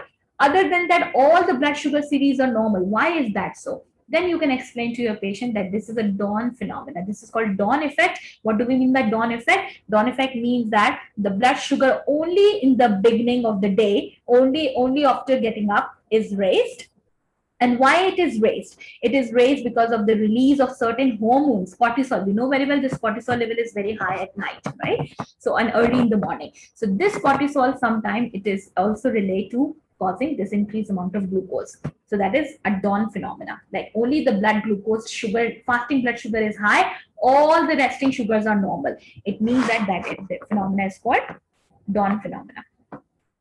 And the other phenomena you want to see, that's called Somo-Guy phenomena. What do we mean by Somo-Guy phenomena? That is called post-hypoglycemic hyperglycemia, chronic somogai rebound, described as rebound high blood glucose level in response to low blood glucose level. Now, what is here? For somogai effect, just think about that at night, the patient has taken insulin. So what will happen? At night, if the patient is going to take insulin, that insulin, as soon as early in the morning, the sugar has to be low down, right? That's a natural phenomena. Insulin has to work on glucose and the glucose level should be low early in the morning. But instead, after taking insulin at night, the patient in the morning has high glucose level. So that is a rebound increase in glucose. Why? Because once at night, if the patient is taking insulin, that insulin will work on glucose and causing the glucose level lower down of glucose level will be there. But as a rebound effect, you will see high amount of glucose early in the morning. So that is called Somogai effect. Somogai effect, in Somogai effect, the patient there must be a history of taking insulin at night. So among these people with diabetes who manage their blood glucose using insulin, this may take from the high blood sugar in the morning due to an excess amount of insulin during the night. During the night, the insulin which he has taken at night because of the increased amount of insulin, early in the morning, as a rebound phenomena, as a reflex mechanism, the patient is having high glucose. So this is this one. So if I just show you this one. So what is the difference between dawn phenomena and somogai? In dawn also you are receiving high blood sugar level and in somogai also. So just remember, in dawn phenomena, the patient must not be taking insulin at night and the overall readings must be normal. So in dawn phenomena, only the morning reading is raised just because the normal phenomena, because of the hormones, cortisol especially. But in somogai effect, there is a rebound hyperglycemia in the morning. And why we are calling this rebound? Because at night, the patient is taking insulin.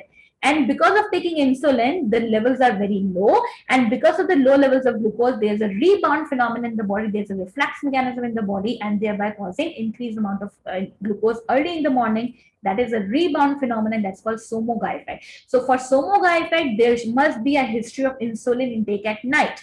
But for dawn phenomena, there is no history of insulin at night. Only what? There are certain hormones which are responsible for creating, especially for cortisol, who are responsible for increased amount of glucose early in the morning. But later, if you check, everything will be normal. So that's a dawn phenomena. So I think if these phenomena are clear to you, now we'll go to the questions.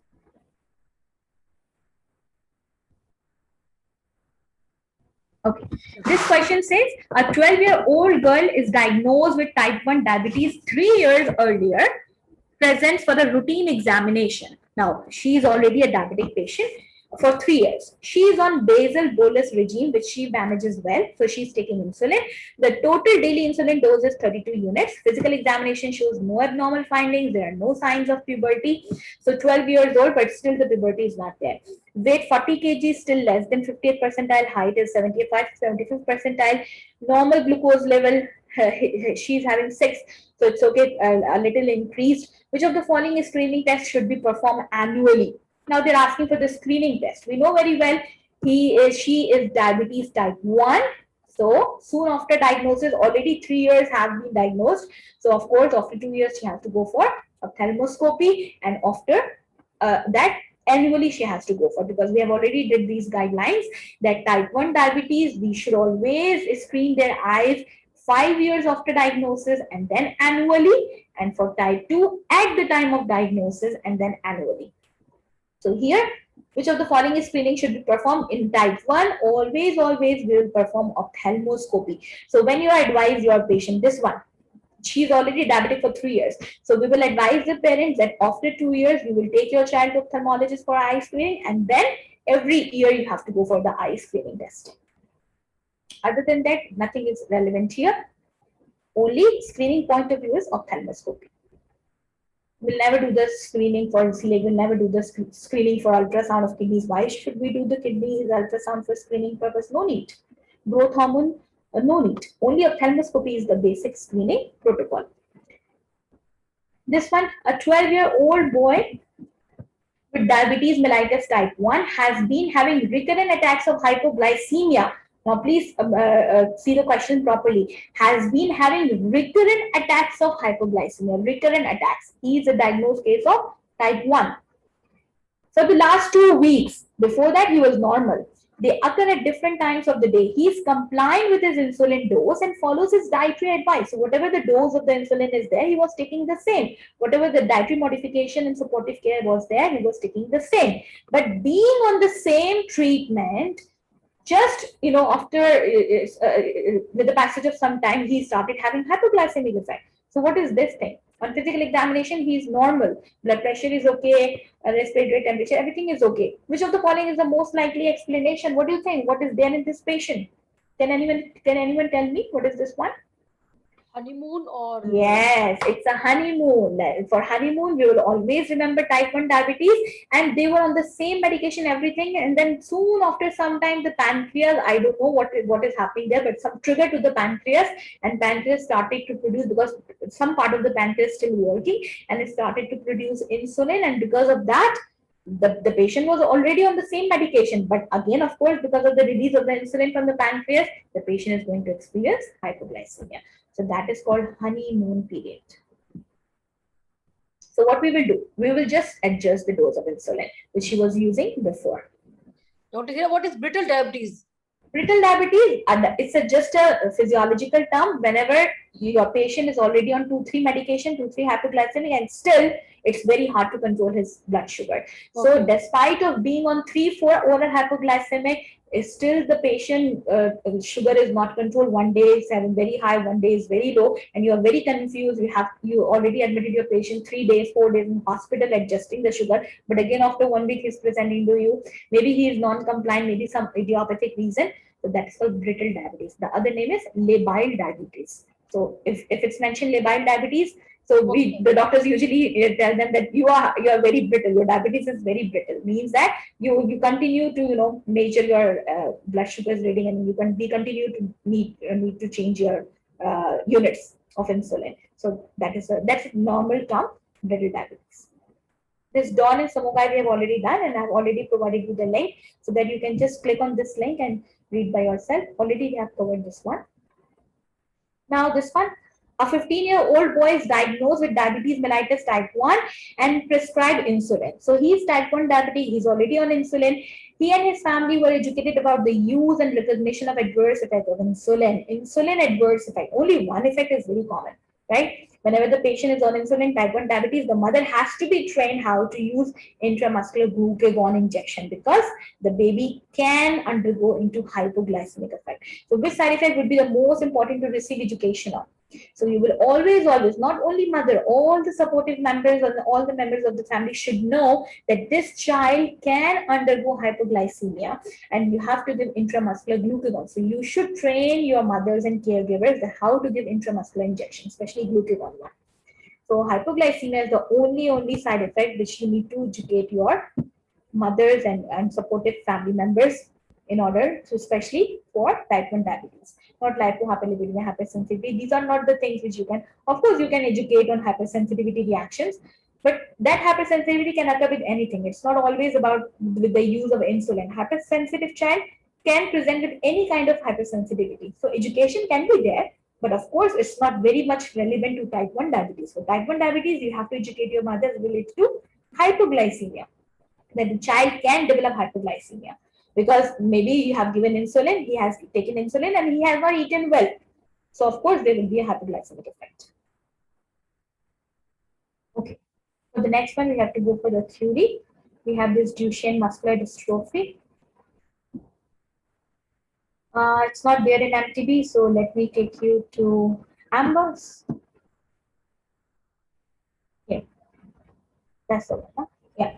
So this Duchenne muscular dystrophy, it's a progressive muscle paralysis and atrophy. You will see with the passage of time, not only with the passage of time, sometimes children may also present with Duchenne. So muscle atrophy is there. Start in the proximal lower limbs pelvic girdle. So started from the lower limb, this atrophy of the muscle, and extend to the upper body. And finally, it's called disease progression. You will see weak reflexes in these children. You will see waddling gait. Of course, the positions will be changed. And this Gore maneuver is very, very common. That's the main diagnostic test. You will ask your patient, let me show you one video. So that will give you a very clear clue how you can diagnose this Duchenne muscular dystrophy, just only on the basis of this Gore sign.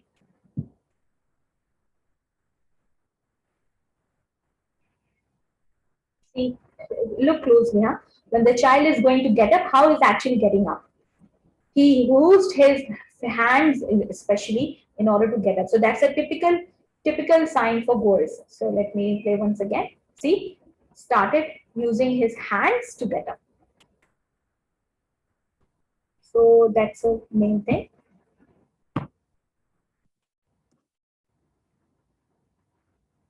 So see what is here mentioned, the individual arrives at a standing position by supporting themselves on their thighs and then using the hands to walk up, just mentioned in the video. So that is a positive Gore sign. So classic signs of Duchenne will be inflammatory myopathies. You will see dermatomyositis, polymyositis. There will be inflammation of the muscles, extremities of the muscles you can see, and muscular dystrophies. Overall body mass index will be down there. Overall bone mineral demineralization will be there. So you can see all the atrophy and the dystrophies of the muscle. Especially the patient may present with calf pseudohypertrophy. Calf muscles can be hypertrophied, and that hypertrophy is not actually the true hypertrophy because they are using their thighs a lot just in order to get up. So some part of hypertrophy can be there, but that is not the true hypertrophy. That is called pseudo, false hypertrophy. These, because it's a muscle dystrophy, the patient may present with scoliosis, the patient inability to walk by approx 12 years of age, still there is a walking insufficiency or walking problem. Cardiac and respiratory muscle involvement can be there, of course, but it's not very much relevant with the muscle atrophy. But of course, it's a generalized muscle atrophy. So wherever in the body muscles are there, you can think about the disorder of those muscles. So how we are going to diagnose these patients? Diagnosis, of course, we can go for the muscle biopsy, but initially we can go for the blood testing. And if muscles are actually atrophied, so there is one important here marker here, that is creatine kinase. Creatine kinase is the one whenever there is muscle metabolism. So it's going to be released whenever there is metabolism of muscle and too much muscles are metabolized and they are going to dystrophize or atrophize. So you can see the increased amount of creatine kinase in these patients. That's the one thing. And muscle biopsy, when you do the muscle biopsy, you will see atrophy of the muscle particularly, and that will be the definitive one. So for the treatment part, what we are going to give for the medical therapy, we can give glucocorticoid like this prednisone. It's going to, they are doing actually the magic in the sense, like if too much metabolism is there, they are going to decrease the metabolism. Or maybe this atriptyline, that's an antisense oligonucleotide that binds with zone, and what they're going to do, result in production of truncated both functional dystrophin protein. So whatever the protein which is going to be deformed here, this medication is going to antagonize that protein. That's the main function, but we usually give glucocorticoids to these patients. Glucocorticoid may be used, although their efficacy is low, but we usually go for glucocorticoids. So this Duchenne muscular dystrophy, and they are saying this is in bone mineral density. So whenever we see Baker muscular dystrophy, that's again the generalized term, but we usually use this term, Duchenne muscular dystrophy. But again, that's a generalized bone mineral dysfunction. Supportive therapy, of course, physiotherapy, you can give psychological therapy, ventilation support. If it's come to respiratory muscle involvement, we can go for ventilation support. But usually physiotherapy and orthopedic support and psychotherapies is relevant. Let's have a look at this question. A very simple question is there, which of the following finding is expected in a 6-year-old boy with Duchenne muscular dystrophy? Already you have a diagnosis with you. Which of the following is expected? Do you think you can find pes cavus in this one? Pes cavus means that high arch, human foot type. So it's not related to this one. This foot arch is there, and why is there? Because too much weight bearing areas can have this pes cavus. So here, these patients, they don't have this thing. They have actually atrophy of the muscle, overall generalized. So that's not a thing. Claw hands, of course not. Claw hands is a damage to ulnar nerve, right? There is nothing related about damage to nerve here. Muscle atrophy can be there, but do you think that's a finding, that's an exclusive finding in this one? Overall muscle atrophy can be there, but what finding is going to be expected in this one?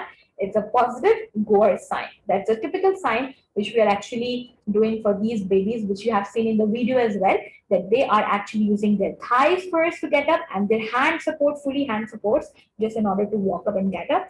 That's called positive growth sign. And this growth sign is very much related to Duchenne muscular dystrophy. So here you will choose positive growth sign. Muscle atrophy, of course, there is muscle atrophy, but that is not the finding which you are going to see. Findings are usually the signs and signs which you are actually observing in your patient. So sign is the positive growth sign. So that is all for today. Thank you so much, everyone, for joining. See you tomorrow.